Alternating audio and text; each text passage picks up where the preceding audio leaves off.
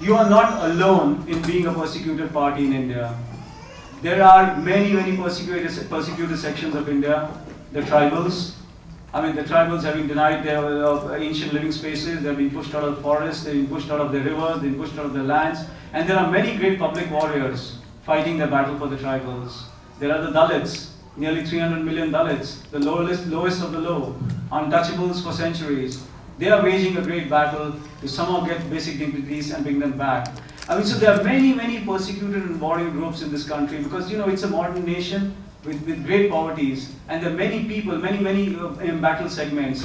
The good news is that there are also great public warriors doing battle in India. I mean, all across India, there are some terrific public warriors, some of them Manzoor and his effort support, who do this battle every day, who fight for justice for tribals, who fight for justice for Muslims, who fight for justice for Dalits. And what we need to do, what we at the Helka try to do, what I would entreat all of you to try and do, is to put your shoulders a little bit behind all of them. Because everybody needs help. Everybody needs efforts. These are terrific people, but they could do with whatever little help that comes their way, because this battle is not going to be a short battle. The battle for India's soul is going to be a very long battle. It's a civilizational battle. It's a battle of two contending worldviews. One worldview which suggests that India is for the Hindus and India is a narrow place, and another worldview which suggests that Hinduism is a very inclusive religion, that India is a liberal country, India is a democratic country, and India is a modern nation. This battle was going on before we became independent. It's going to go on for a very long time. We need the energy and the stomach to see this battle through. How do we move? The last few things before I leave. What we need, as I said earlier, is visionary leadership. We need visionary leadership. We need the leadership of the kind that has both political will and political vision. And sometimes in India we see vision, but we see no will. Like we see no will today. If there was political will, Gujarat would have been addressed. I mean, the greatest example I give is of this country where Abraham Lincoln took his whole country to civil war in the 1860s on the issue of black slavery. I mean, that is political will, that is political courage. When you know you represent the right thing and you're willing to put your life and your efforts behind doing the right thing. We don't see that in India anymore. We saw that, in fact, when in 1947, when we became free, when Jawaharlal Nehru and his great colleagues were being sworn in Parliament on 15th August 1947, one man was not in Delhi. That one man was Mohandas Karamchand Gandhi, who was at that point in Calcutta, walking the streets alone, trying to quell Hindu-Muslim riots. That's political courage. When he comes back for 6 months later to Delhi in 1948, he undertakes the last fast of his life. And he writes a letter, and his last fast of his life, he says, if I die in the course of this fast, but Hindu-Muslim unity is restored, then my life would have been well sacrificed. As it turned out, Gandhi was shot dead less than 10 days later, not by a Muslim zealot, but by a Hindu zealot who thought Mahatma Gandhi was too partial to the Muslims. I'm saying that even then, men like Gandhi were very clear. They knew that Hindu-Muslim harmony, Hindu-Muslim unity is critical to the survival of the subcontinent. That every effort has to be made to suture the fault lines between these two communities and to make sure that they live harmoniously, because you cannot have a situation where Hindus and Muslims are at war or antagonized. Unfortunately, we've had much smaller leaders since then, and even smaller ones now, and this crisis is right on our hands. So how do we move now? The big question becomes how to move. What do we do? I don't have any answers.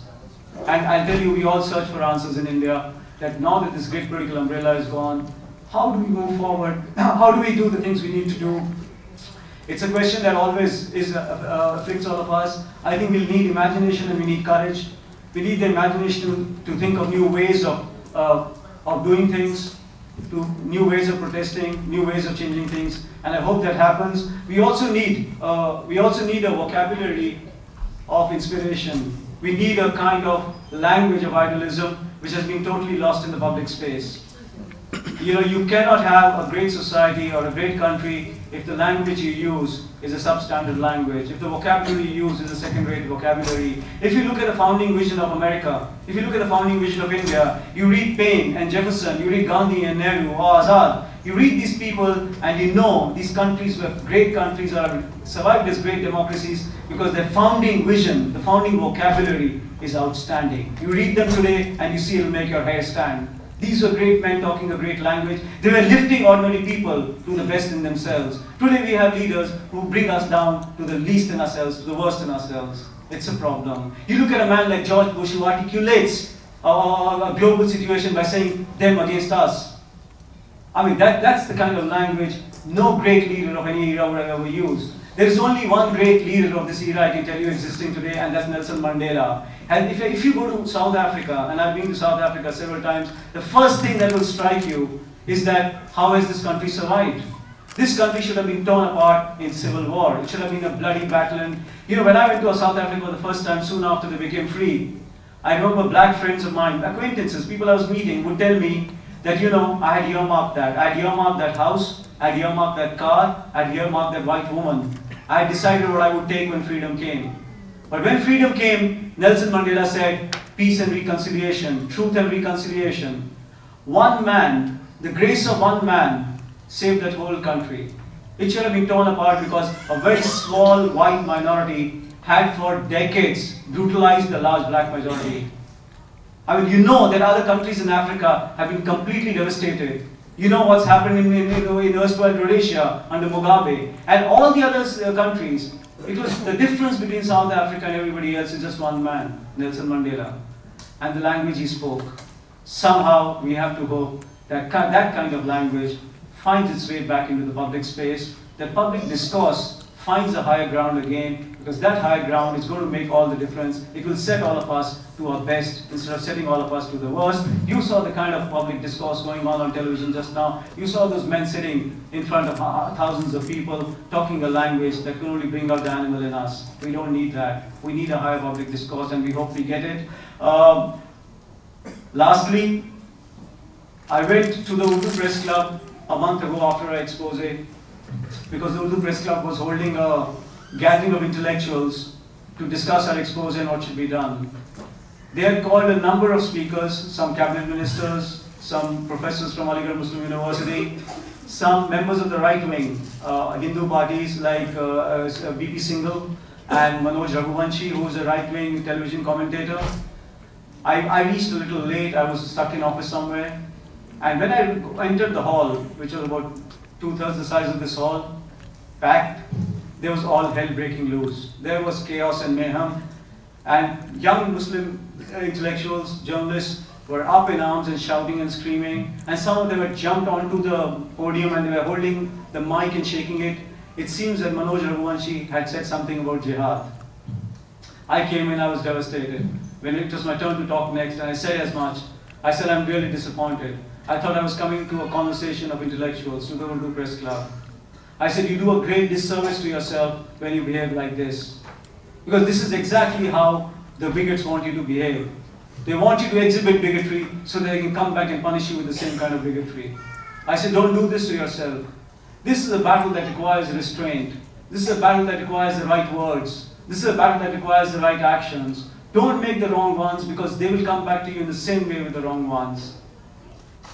And I said to them that there is a fundamental precept that I follow, and I tell people wherever I go to speak, whether it's schools or colleges or other gatherings, that if you wish to persuade, then you must be willing to be persuaded. It's the whole bedrock of the liberal open ethic. So if you wish to persuade other people, you should also be willing to be persuaded. And I told them, I said, this is not a battle between Hindus and Muslims. This is first of all a battle between Hindus and Hindus, between two different views of Hinduism. We will fight it. Just like there are battles within Islam on contending views of Islam. Moderate Islam. In fact, somebody told me a beautiful story that day. I was just asking Manzoor Bhai about it. One of the speakers, Zafar, narrated to the same crowd, because he was equally upset, a story of the Prophet. He said when the Prophet was living in Mecca, there was a Jewish woman who every day used to go and dump the garbage on him or on his doorstep. Every single day, day after day, week after week, month after month, year after year. And the Prophet would say nothing. And then one day, the woman did not go to dump the garbage on the Prophet, and didn't go the second day, and didn't go the third day. And the Prophet was so worried about her well-being that the Prophet actually went to her house and inquired after her and said, are you okay? You haven't come to dump garbage on me. And the idea was to show that there was a kind of clear idea of Islam that the Prophet had spoken of, which was a very generous, a very forgiving Islam. So there are contending views in every religion. There are contending views in every society. I mean, we have to fight for the ones that we believe are enabling of great societies and enabling of humanism, which at the end of the day is the only true religion. Thank you so much for having me.